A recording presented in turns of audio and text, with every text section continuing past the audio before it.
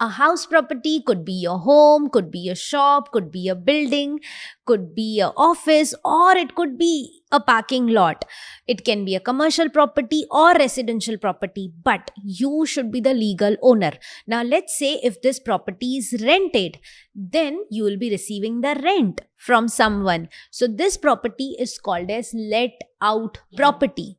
But if you're staying in that property, then that property is occupied by you. So that is self-occupied property. As you're not receiving any rent on it, there is no tax on it. Now you will say, I have a house that has been self-occupied for part of the year and rented for a part of the year. So that property will be treated as let out property for the entire year. But the actual rent received will only be taken for the let out period. Suppose rent received is 6 lakhs rupees and the interest deduction I am claiming is of 10 lakh rupees. So house property, there is no income, but it has become negative 4 lakh rupees. Let's say even if you talk about self-occupied property, there is no rent and I have claimed the interest deduction of 3.5 lakhs. Obviously, the maximum deduction I will be allowed will be only 2 lakhs. Still, the property incomes under the head house property becomes negative 2 lakhs. How will that work? That will work because you can adjust that with other heads of income. Let's say my income from salary is 10 lakh rupees and under head income from house property, I have made negative 5 lakh rupees. So you can say my gross total income, which is net of set off of salary and house property, both becomes adjusted. But here the trick is that the maximum adjustment which you get is only up to 2 lakh rupees. So let's say my income under salary is 10 lakh rupees and the income under the head house property is negative 3 lakhs. I will be able to adjust up to 2 lakh rupees. Even if it is self-occupied or if it is let out property, I'll be adjust maximum 2 lakhs only with other heads.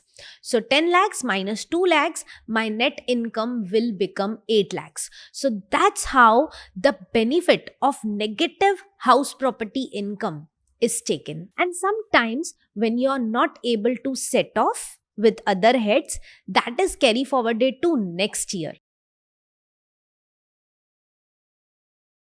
Value of the property should be higher of either the rent which is received by you or the reasonable rent which is expected to be received in your area.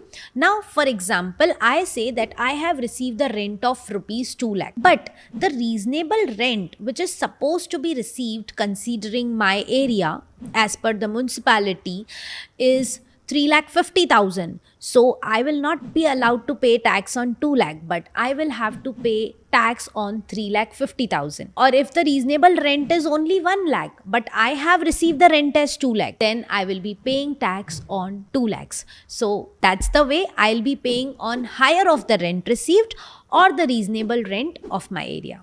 When you have bought a house property with someone and to buy that house property, you have also took a home loan again with that same someone. So now you two become the co-owners and co-borrowers in the same property. Now the benefit of being a co-owner and co-borrower is for the deduction. Now when you have to claim deduction under section 80C, you both can claim deduction in the ratio of proportion of share of property owned by both of you. Now for example, both of us own half of the property and we have bought a property and let's say the home loan interest repayment is 6 lakhs in the entire year. If this is a self-occupied property, 2 lakhs interest deduction can be claimed by one partner and 2 lakhs interest deduction can be claimed by another partner.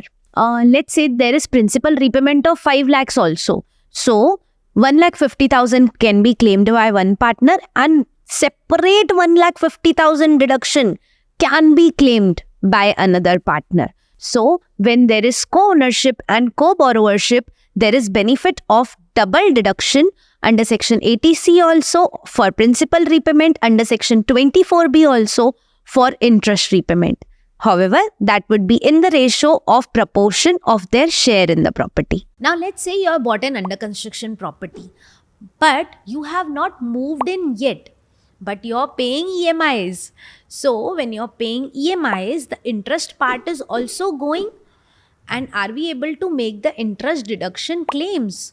No. The day from you have bought the property till the day the construction is complete, this period is called as pre-construction period. Now in this pre-construction period, whatever amount you have repaid towards interest, you will not be able to claim during this pre-construction period. After the construction is complete, you will be able to claim the current year interest plus 1/5 of the pre-construction interest.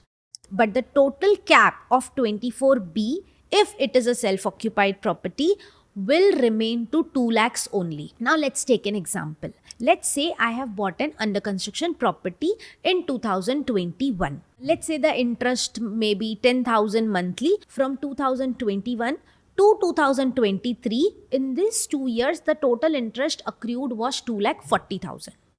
This 2,40,000 I will be able to claim from 2023 to 2028, 5 annual equal installments. So 2,40,000 divided by 5 is 48,000 every year.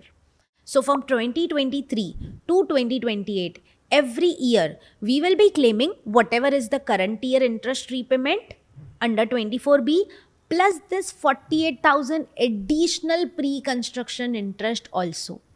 However, if this is a self-occupied property, the total cap would remain to 2 lakhs only. If you're living in Mumbai in a rented place and you're paying rent also and you have some property lying in your village or in Pune or in any other city on which you have took the housing loan, now you can claim HRA and housing loan interest deduction both. You can claim HRA on the Mumbai property which you are receiving from your employer because you own house other than your place of employment, that is 30 kilometers away from the radius of the employment place. Also, you can claim home loan interest deduction under section 24B because you have the home loan, and if that property which is lying somewhere, if it is a let out property, then there is no limit of what you're claiming.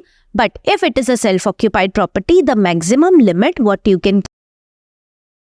As you have taken a home loan, you have to pay a lot of EMIs towards interest deduction, principal deduction, but there are tax savings also when you have taken the home loan.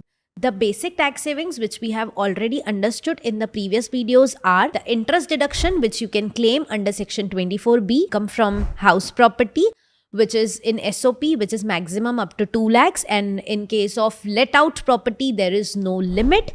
And the principal component which you can claim under section 80C after gross total income, which is for all the items together, the total cap is up to 1,50,000 with the condition that you can't sell this house property for a period of 5 years. But there are more benefits also of the housing loan. The next one comes is stamp duty and registration charges. Now, whatever stamp duty, registration charges and other expenses you pay at the time of property transfer, all these are allowed same under section 80C where there is a maximum cap of 1.5 lakh. The only thing is it can be claimed only in the year in which these charges are incurred. Now, a tip regarding these charges, registration charges are generally around 1% of the property, and stamp duty charges varies from 3% to 6% depending upon area to area. So the trick here is, let's say in Mumbai, if the stamp duty charges are 5% of the property value in case of men, then it will be 4% of the property value in case of women. So it is always beneficial to buy the property in the name of female rather than male. So if you have a spouse, you can think of buying the property in their name, getting property registered in their name to avail that extra 1% rebate. So if it's a property of 1 crore, you can save around 1 lakh in registration charges also. and you can claim its deduction also under section 80C. Government wants to promote affordable housing and facilitate home ownership for the first time buyers. So they introduced 80EEA. Now what is this section about? Now generally when we take home loan, interest repayment part is too high, but the maximum cap in self-occupied property is only up to rupees 2 lakh. So under 80EEA, you can take the benefit of claiming 1,50,000 more. But this 1,50,000 is only for the interest part, not for the principal part. Let's say my total EMI is 7 lakh, out of which 5 lakh is interest repayment. Now, out of this interest, 2 lakh I will take under section 24B, which is my self-occupied property, and remaining 3 lakhs would have gone waste. But because of 80EEA, 1,50,000 would be utilized and only 1,50,000 will go waste. But wait, there are certain conditions which you have to fulfill if you want to take the benefit under this section. First, the property should be in terms of area in square feet. Depending upon in which city you are, it should be lesser than the specified limits. Second, the stamp duty value of the property should be less than 45 lakhs rupees.